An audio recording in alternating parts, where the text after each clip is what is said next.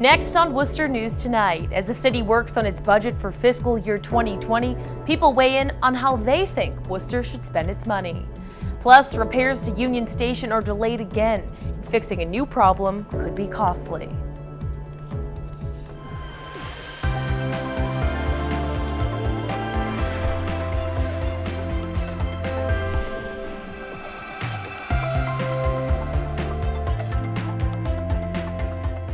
Good evening and thank you for joining us. I'm Anna Botari. The City of Worcester is preparing to finalize its budget for fiscal year 2020 in the coming days. It's becoming more clear how much money will be going to city departments and services. Tonight, Council continued their discussions around the budget. Our Cam Jandros live in Worcester tonight with those details. Cam? On a city council, the city manager and the mayor have had about half a dozen or so budget hearings so far this year. In one way or another, city residents will be impacted by the city budget. We caught up with a few of them today. We also talked to the Worcester Fire Department and discussed how they will be impacted by fiscal year 2020's budget.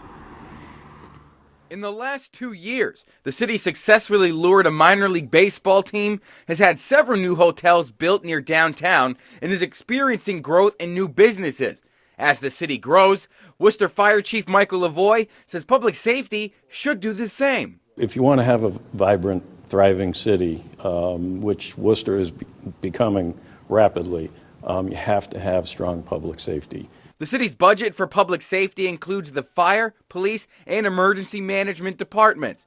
They're currently in line for 15% of the overall budget for fiscal year 2020, totaling just over $100 million. We've worked very hard to make sure that we are providing the appropriate equipment and the safety equipment and all the things that they need to do the job well and to do it right and safe. The school department makes up more than half of the city's overall budget. The current proposal is $395 million. For some parents, it's a step in the right direction. They rate pretty low in comparison to other towns like Westboro, Framingham, because they don't have enough budget. We shared the budget proposal with people in the city who have ideas on how Worcester should be spending its money. Definitely affordable housing in the opioid epidemic. Helping out more homeless people. I work in downtown Worcester and it's very sad. They're all over. Worcester Fire graduated 23 new recruits last week. The proposed budget also includes the addition of 3 new safety captains for the department. It all has to do with safety, and the city's behind us, and it's a great thing. Now, a week from today, the 25th of June, marks the final City Council meeting before that July 1st date, which means sometime next week you can expect a finalized version of next year's budget. We're live in Worcester tonight. I'm Cam Jandro, Worcester News Tonight. 3 Worcester firefighters are promoted in the city Tuesday. Captain Gary Arpin was promoted to District Chief, Lieutenant Christopher Cackley was promoted to Captain, and firefighter Jackson Lowbridge was promoted to Lieutenant. The promotion comes days after nearly 24 recruit graduates became firefighters. To our firefighters being promoted, congratulations. A lot of hard work, a lot of dedication that goes into this, a lot of sacrifices, so thank you very much for doing that. Your courage and dedication to your department and to the residents of Worcester got you here today. And I expect you will continue to demonstrate those qualities in your new roles. The 3 members of the Worcester Fire were pinned by members of their family. A Rutland native who survived a shooting on the University of North Carolina's Charlotte campus in April is taking to social media to ask for change. Drew Pescaro was injured when a former student opened fire in a college classroom. 2 people died and Pescaro spent weeks in the hospital. He posted an open letter on social media Tuesday asking for change to prevent mass shootings. He says in part, "I demand cooperative effort amongst the people not only in the state of North Carolina, but the leaders of the U.S. as well, who have the power to make change." Switching gears now, the YWCA of Central Massachusetts celebrates its accomplishments over the last year at its 133rd annual meeting. The organization reached 62% of the capital campaign to fund a more than $23 million renovation. Earlier this year, they signed the city's first ever community host agreement to promote better pay and provide work for women and people of color on the project. Executive Director Linda Cavioli says the renovation will add more classrooms, transitional housing, and more appropriate space for the domestic violence services. Internal and external improvements and program enhancements. The organization also continues the fight around protecting women's rights to choose, and when it comes to immigration, fair treatment for all. We believe that it should be human and access to all to our country, and if it's a problem of legality, how do we keep families together and find legal pathways for people to take part in what is our country has to offer. Cavioli says there are many goals for this year, including continuing the fight for race and gender equity. They're hoping to reach their capital campaign goal by January of 2020. At more than 100 years old, it's inevitable Union Station in Worcester will need repairs. A $32 million renovation 19 years ago restored the historic building. But now another set of repairs is set back due to a problem discovered during work. Our Brittany Schaefer has the details. The Stucco project has been a challenge. Repairs at Union Station are being set back. The city has found an issue where renovations were already done. Very shortly after our first coat, that there was bleeding of yellow coming through.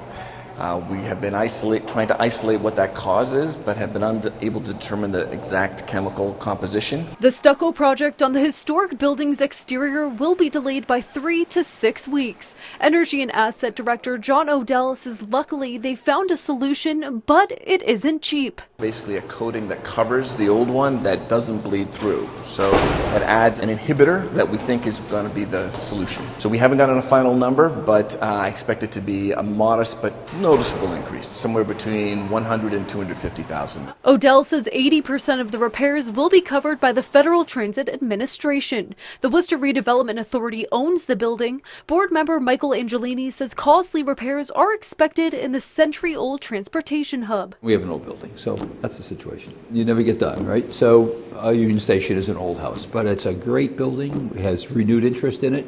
As you probably know, the Cannabis Commission is coming to Union Station. There's a lot of interest by tenants in the station, and as we increase train service, it's going to be even more a busier place than it is now. Odell says when the stucco project is complete, more projects will be started to enhance Union Station. All of these projects are designed to bring more tenants into the building and really liven it up. I think it's going to be huge to continue the revitalization of Worcester. Again, 80% will be covered by the Federal Transit Administration, but the other 20% is from the city. Odell says the project will be completed by the end of summer. At Union Station, Brittany Schaefer, Worcester News Tonight. A little rain didn't stop people from heading downtown to the annual Taste of Shrewsbury Street. 40 restaurants participated, offering a taste of their signature dishes. The event brings more businesses to restaurants on a weekday, and customers get the opportunity to try something new or pick up a personal favorite. Well, I don't know if 111 Chop House is on the menu, but that's my favorite. I'm looking forward to a margarita over there at the cantina. You know what kind of margarita you want to get? Yeah, the one with alcohol. Definitely Volturno's pizza. It's the best pizza around. It's really good. The event ended at 9 p.m., but many of the bars will remain open to keep the celebration going.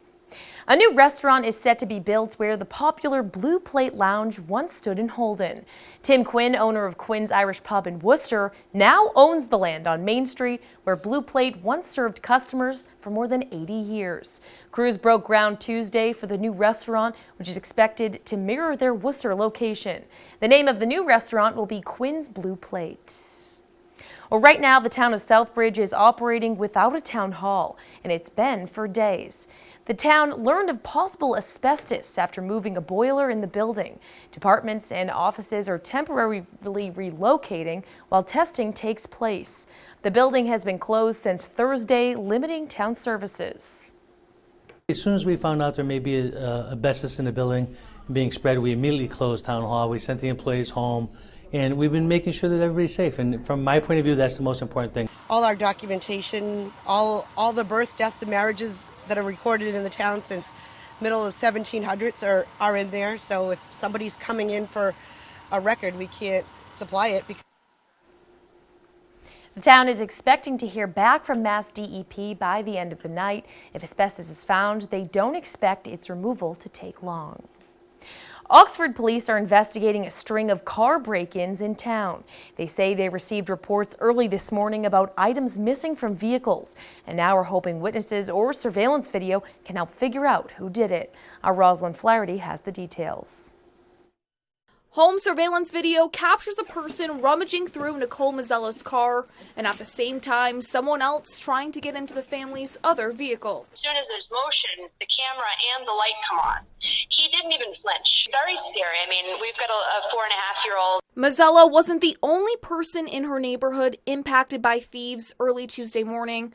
Oxford police say there were 8 to 10 reports of suspects going through cars left unlocked in the area of Minuteman Lane. At this point, it looks like just miscellaneous change, cash, other items were just gone through. So it was a crime of opportunity. I mean, if the car was open, they went in. If it was locked, they didn't go in. Mazzella says her husband did leave a car unlocked, but says thankfully nothing valuable was inside. It's disappointing because it's a quiet neighborhood, it's private up there. Police say they are investigating and advise residents to lock their car doors and secure their property. Mazzella says she now plans on parking her family's cars in the garage. Clearly, these people aren't afraid. Rosalind Flaherty, Worcester News Tonight. State leaders putting a spotlight on a manufacturer in the Blackstone Valley who creates products to help keep railways clear of snow and ice. Lieutenant Governor Karen Polito toured Omni Control Technology today to learn more about their company and how they're working to advance the manufacturing field. Omni Control creates rails like ones the MBTA uses during winter storms. Polito says it's important to visit businesses who create jobs and products in the state. Omni Technology is an incredible partner developing solutions around our rail.